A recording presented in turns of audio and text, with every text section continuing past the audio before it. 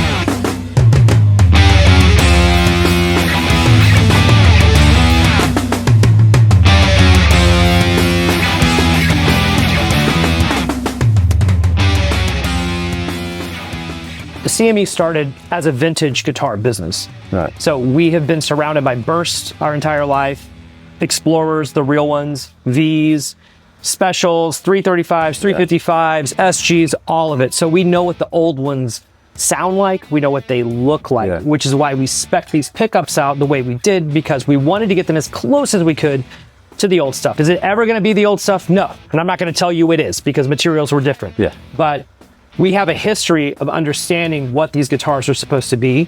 So when we go to create them, we're coming to it from a lens that most other people don't have, because they don't have our experience. Right.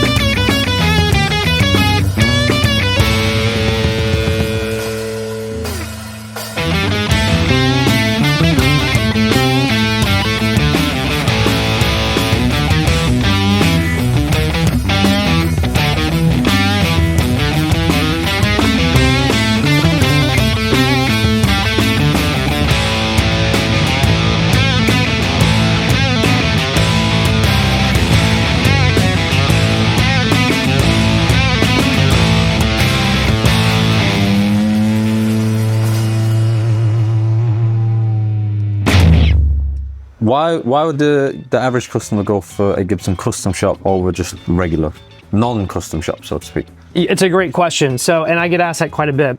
I mean, there are a couple things. Maybe it's somebody who's had a Gibson USA, which are great guitars, but they want to step up to a custom shop, which is, at the end of the day, what you're getting is better materials, more craftsmanship, more unique, kind of bespoke things, especially when it comes to us. So pickups, neck profiles, hand-picked woods, and that sort of thing.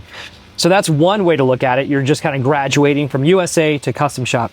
The other thing is, I don't care if you've never played guitar and you just want to get something great. For example, there are people that just love really nice things. Some people just, even if they can't drive that really nice car, they just want really nice cars.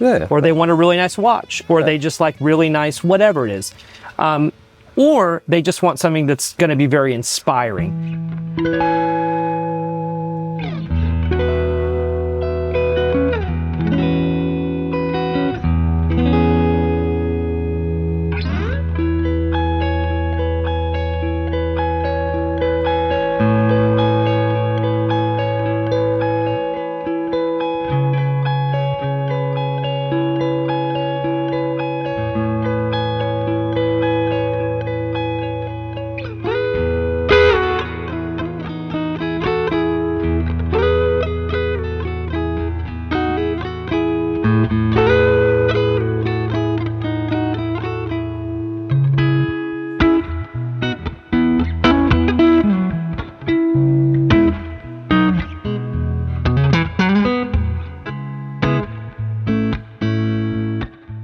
We have been going down a custom shop in Nashville for about 10 years now, actually. I think 2015 is when we properly started to do it on a consistent basis, which is about 3 to 4 times a year. And we have been slowly over this decade just honing our skills and the craft of building these guitars as best as we possibly can, which involves hand-picking tops, okay? It involves speccing out very cool historic builds like this. That's unreal. Yeah, it involves taking a classic, 355, but tweaking it a little bit in a way that has most likely not been seen before. The reason we wanted to do this video is, yes, we have incredible custom shops, incredible Les Pauls, Explorers, 330, all of it from Gibson, but we are taking it a little step further and we're going hard in the paint when it comes to giving you something that that nobody else has, to be totally honest. Yeah.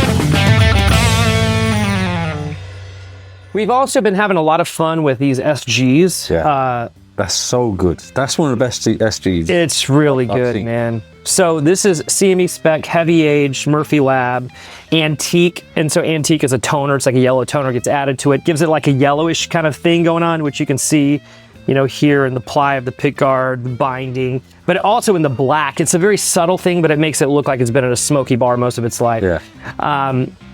We should talk about CME Spec because we get asked that all the time. Yeah. It's multifold. One, it's picking the woods. Right. That's the biggest thing.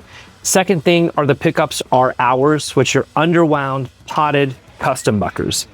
And man, dude, I'm not just saying that because I work here. Like, honestly, I've done shootouts with multiple builders and ours just always win. I just love how they sound. They still do the Telly on steroids thing in the bridge, that we all love in Les Pauls.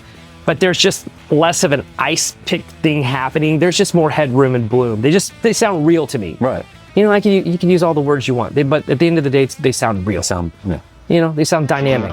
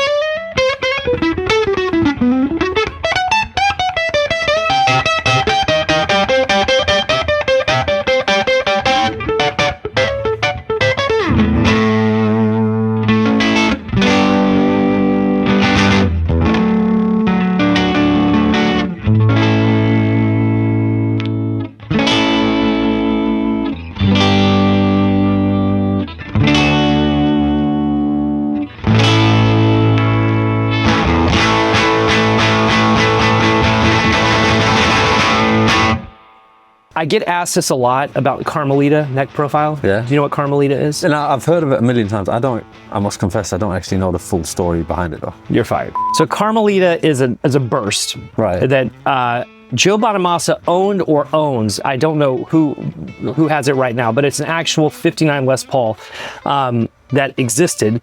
And the cool thing that Custom Shop does is they've taken all of the classic bursts that they've been able to get at the shop, like Pearly Gates or Jimmy Page or Joe Perry, Carmalita, And what they did is they scanned they scanned all those guitars, but they specifically scanned the necks, and they created a die, which is this kind of tool that shows whoever's doing the neck how that carve should be. Oh, wow. So basically they're recreating the carve, they're recreating the neck profile of those vintage bursts. So the reason we use Carmalita so much is because that neck is awesome. Yeah. So it's a 59 neck profile. It measures, and this is going to measures about 0.89 at the first fret and 0.97 at the 12th fret for all you caliper guys and gals out there. And that sounds big. That sounds like it's a 58 neck profile, but it's not. And the reason is because the shoulder of that neck, and the shoulder is right here. It's from this point here to right here. Right. So imagine like you have a brand new neck and it's a C shape, brand new right off the line. You know, it's not worn in. Right. It's like a baseball glove. A brand new baseball glove is going to be tight. It's not worn in. Right. But a 1959 Les Paul that's been played for decades is worn in. So the thing with Carmalita is, yes, the neck depth from this point to the back of the neck is about 0.89, but the shoulders are worn. Right. Like a worn in baseball glove. Right, okay. And so it feels comfy as hell. And so we use that profile all the time. Right. So for CME Spec, it's almost always going to be Carmalita neck profile, our pickups, which are underwound potted custom bucker pickups. Mm-hmm. And if it's a Les Paul, the wood was picked by us. Yeah, that's cool though. All of this is to say that, you know, we have a very special relationship with Gibson. We have been doing it for a long time, and I feel like we are at an incredible point in our building process. I feel like what we're doing right now is like golden era CME.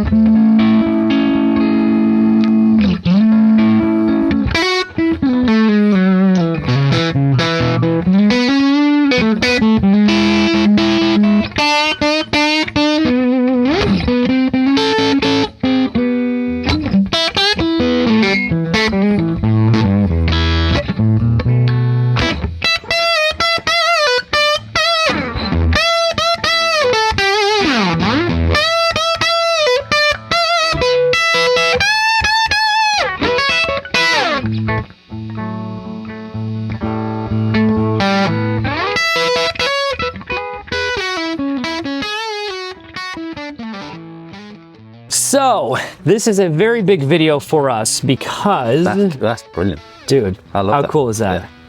So we have been working forever on a way to, I guess, capture or a way to signify or notate whatever it is that these Les Pauls are ours, not just by the fact that we're putting our pickups in them, choosing the woods and neck profiles and that sort of thing, but we also wanted to put a badge. Yeah. So we have this new awesome Gibson or Chicago Music Exchange by Gibson Custom Shop badge sewer cap that will go on all of our CME Spec Les Pauls, so you will always know that it's ours. It's so cool. It's black. It just it doesn't look sweet. It looks good.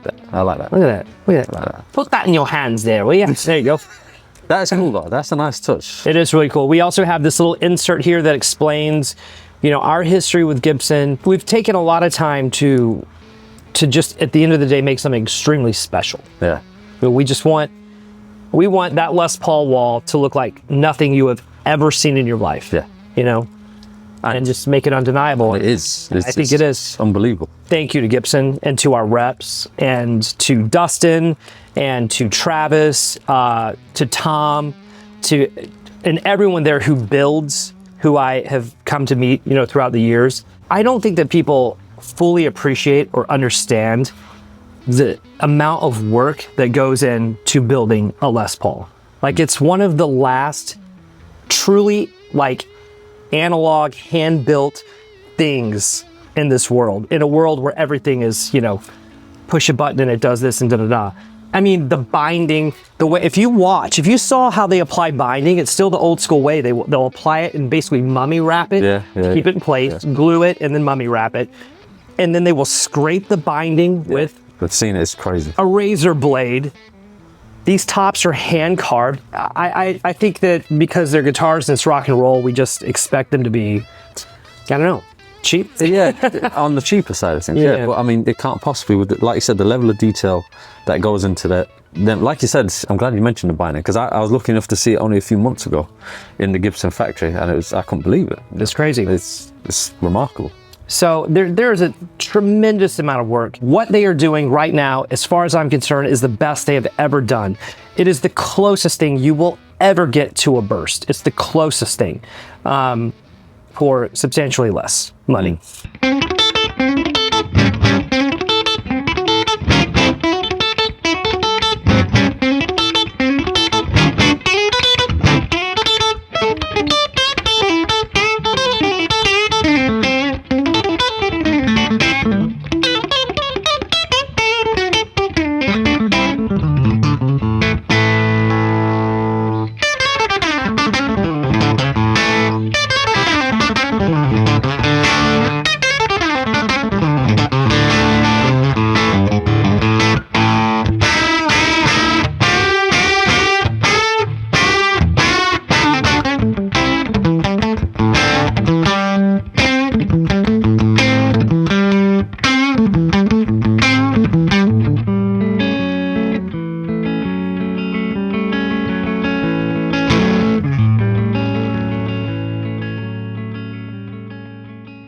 Another thing too about this process is that we're very close to it, obviously, because we're there often every year. But something that we've been doing that I really like is we've been opening it up more to our clients and customers, like Les Paul Forum. If you could build a Les Paul, what would you want to build? Right, that's nice. Because we have these tops that are just waiting for us in Nashville. We're speccing out probably 20 of them, but we could spec out more. There are no guarantees, of course, but the feedback I got from you all was really great. A lot of people want gloss, which, and I really would love in the comments your opinion on gloss versus VOS versus aging. I know that's going to cause a crazy controversy. I mean, that's gorgeous. That would be my kind of dream Les Paul. Right there. And I wouldn't mind a bit of aging. Maybe take off, you know, one of the the humbucker. That's gorgeous. It is tricky. I'd probably go with that. Or my second would be an Explorer, because I love offsets. I love Explorers. If you like Explorers, we have a lot of Explorers right now that we spec'd out, I think it was like a year and a half or 2 years ago, that have all now arrived, and they look so great, like the one you're holding right there. That looks pretty cool, that, don't it? Yeah. Gorgeous. You got the one over my shoulder. We got this Sparkle guy, right? Is that Purple Sparkle? Yeah. Those two silver ones upstairs. Silver ones upstairs as well. Silver ones upstairs. So. I mean, it was spoiled for choice, really, you know? Yeah.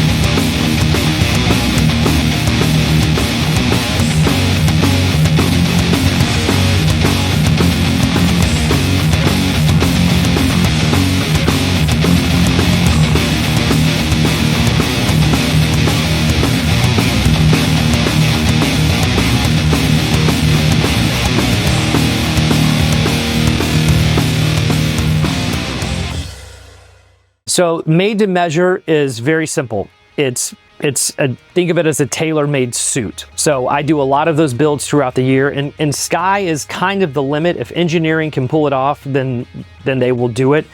So if you have an idea for a build or a Les Paul that you want to create, just let me know or let us know here at the shop. Pink Sparkle Junior. Why not? With an ebony board. That sounds all right. Parallelogram inlays. Yeah. Maybe a diamond headstock.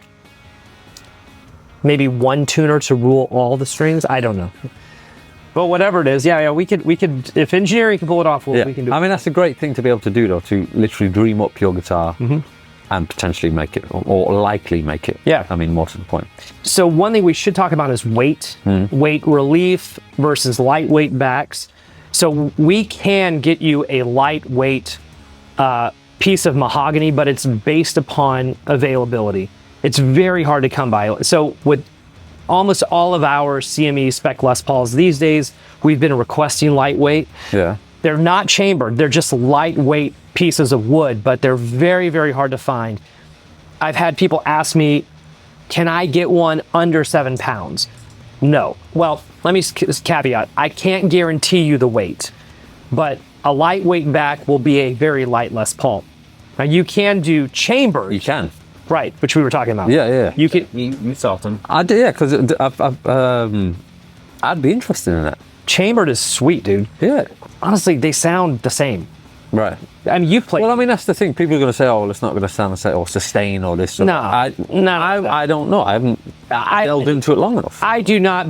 Listen, I'll take the arrow for this one. You are not changing the sonic integrity or changing the sound of a Les Paul when you chamber it. You're not destroying what that guitar is. It's still a Les Paul. It's just a chambered Les Paul, and it's lighter. I mean, we've had them at like high 6 pounds, low 7s, which is ridiculous. Yeah. You know, if you're playing long sets, and it's still a Les Paul.